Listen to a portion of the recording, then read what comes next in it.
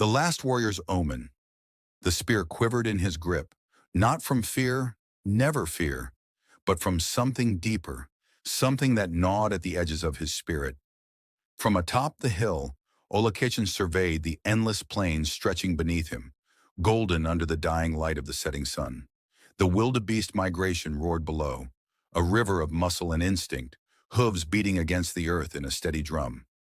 Thousands of animals moved as one, following paths older than memory itself. Yet something was wrong. He had watched the Great Migration every season, had walked these lands since boyhood, learning the language of the earth. He could read the sky, the scent of the wind, the whisper of the acacia trees. He knew how the wildebeest should move, but now their formation was broken, erratic. Their eyes rolled wildly, white with something beyond fear. They were running, not migrating. A shiver ran down his spine. Then he saw it, a shadow moving within the herd. At first it was nothing but a ripple, as if the wind had stirred the animals unnaturally. But as he focused, he saw something weaving through the mass of bodies, something not of this world. It was tall, yet it did not walk like a man. It ran, yet it left no mark in the dust. And when it turned its head, Olakechin felt its gaze pierce through the distance, as if it had known he was watching all along.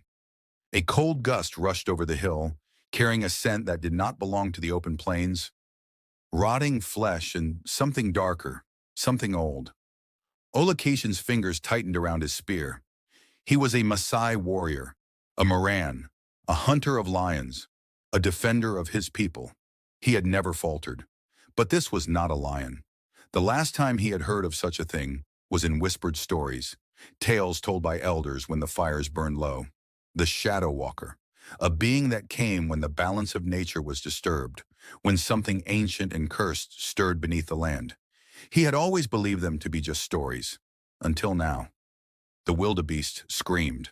A deafening, panicked roar rippled through the herd, and in the next instant, the creatures scattered like dry leaves in the wind.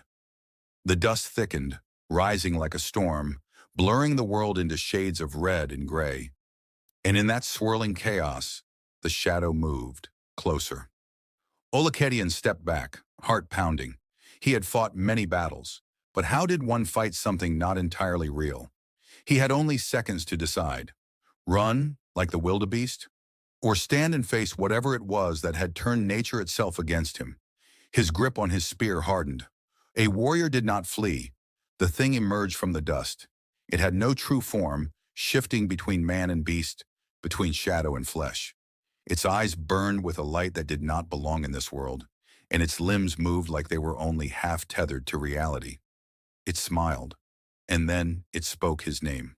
The Maasai warrior did not know how it knew him, did not know why it had come, but he did know one thing.